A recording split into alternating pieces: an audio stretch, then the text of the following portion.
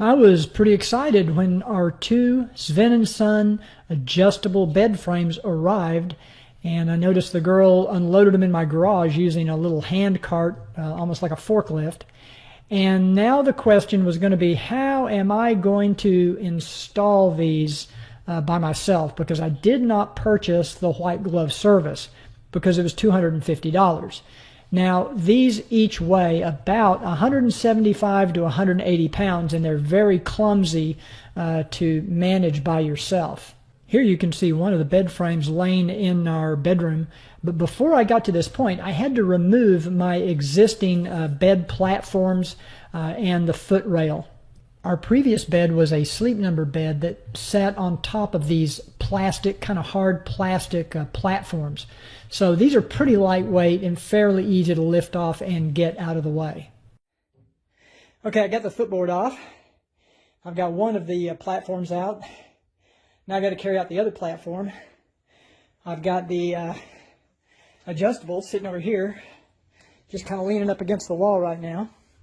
I've got the super sliders underneath, and I've got to take out this metal frame that connects these sideboards because those will not stay.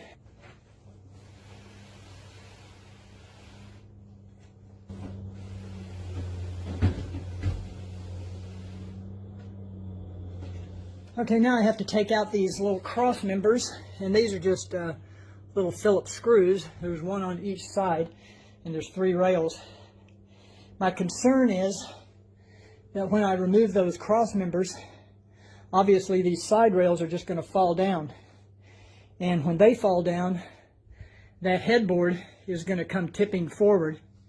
And I'm not sure if these sideboards will hold that headboard, or are they going to just unsnap from the headboard and let it fall. So I might come up with a way to secure that headboard so I can keep it from falling forward before I take off all of these frame rails. I think I'll start with the 2 back here. That way I've still got this one supporting everything, and then I'll figure out how I'm going to hold that headboard up.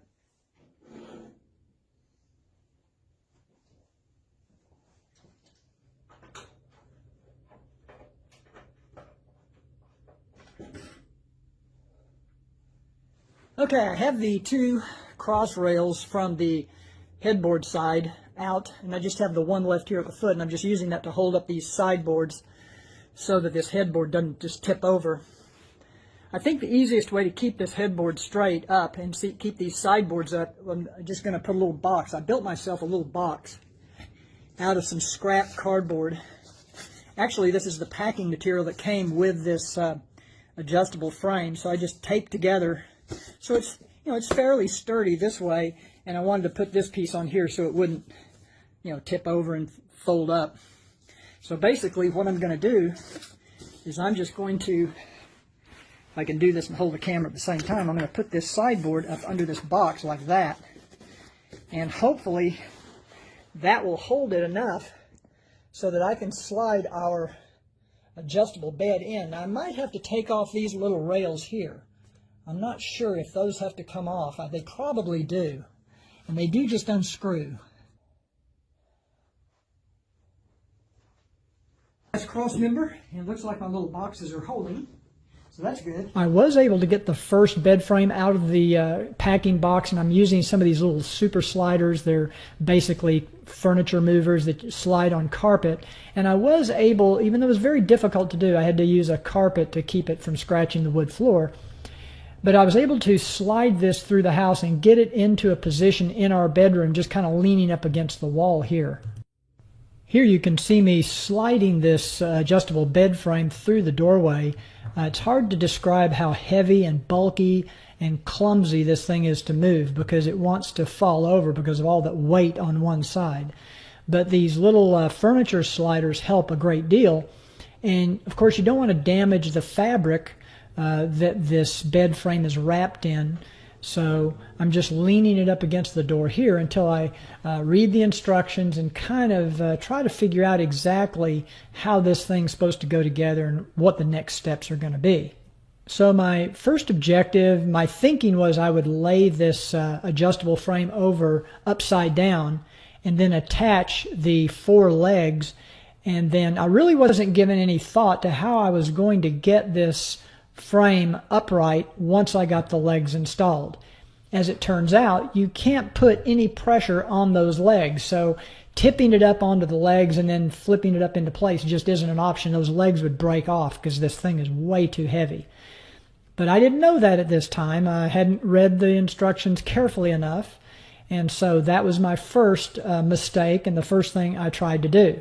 And I can't, again, emphasize enough how heavy and bulky this thing really is, because it's all made out of steel, and there's a lot of electric motors and actuators and things underneath. So here you can see I tried installing the 4 legs, but there was no way I could tip this thing over by myself without damaging those legs. My next plan of action was to see if I could hire a couple of strong guys to come in here and pick this thing up and flip it over and put it into place, and then of course help me get the other one from the garage into the bedroom and do the same thing with it. I contacted tackle.com, I contacted TaskRabbit.com. I did everything I knew. I even tried to reach out to some of my neighbors. I was unable to find anybody to help me, and it was obvious I was going to have to figure out a way to do this by myself. Okay, since I've been unable to find anybody to help me lift this adjustable frame, which weighs about 175 pounds, I think, once again, I'm left with figuring out a way to do it myself, and I've come up with what I think might work. What I have to do is flip this thing over so that the frame side is down. And I can lift up one side of this and get it to flip over. So what I did, this is part of my old bed frame, the plastic platform that our mattresses sat on. I wanted to stop the video here and say if you don't have a platform like this, you could very easily build something out of 2x4s to do the same thing I'm doing here. And I'm going to use this as a platform to flip this over onto if I can.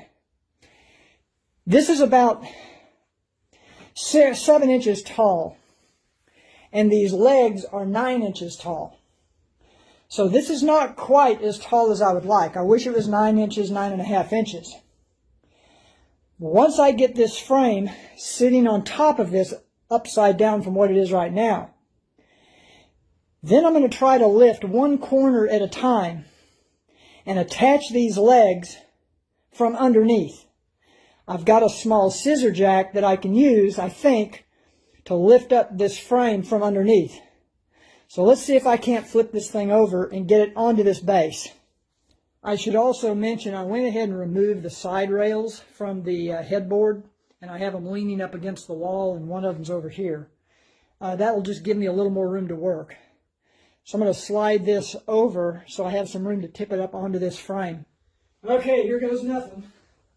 I'm not going to end up using my little boxes. So let's see if I can flip this over onto that frame.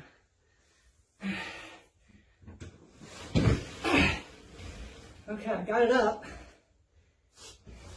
I've got to take these legs off first.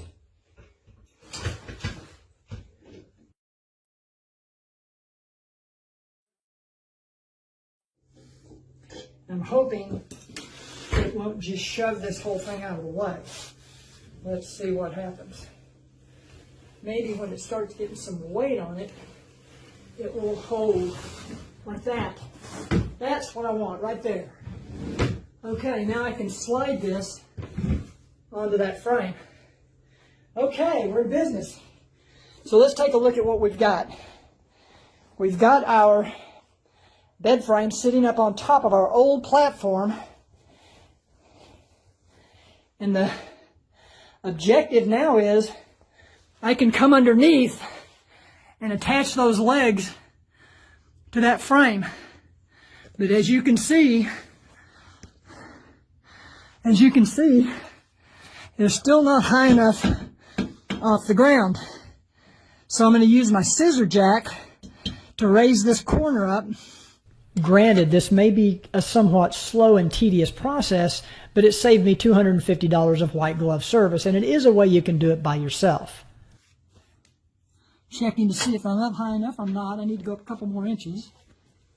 I don't think it's going to be enough to cause any problem with the bed starting to slide. Now, this is not safe, and I do not recommend this. I'm not saying that this is how you should do this, but this is how I'm doing it because I'm doing it by myself. This leg right here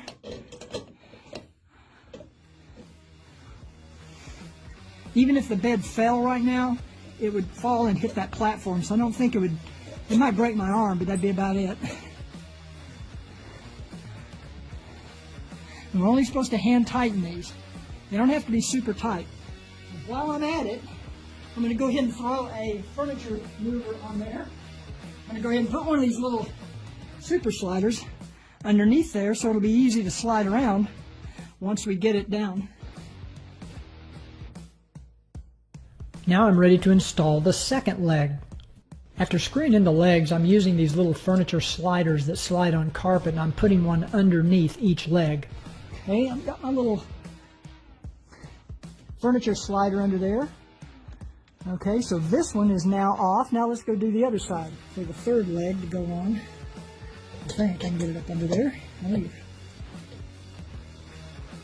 Here you can see those little furniture sliders I'm using. I bought these on Amazon, and I'll put a link in the description to those so you can use these if you decide to do this yourself.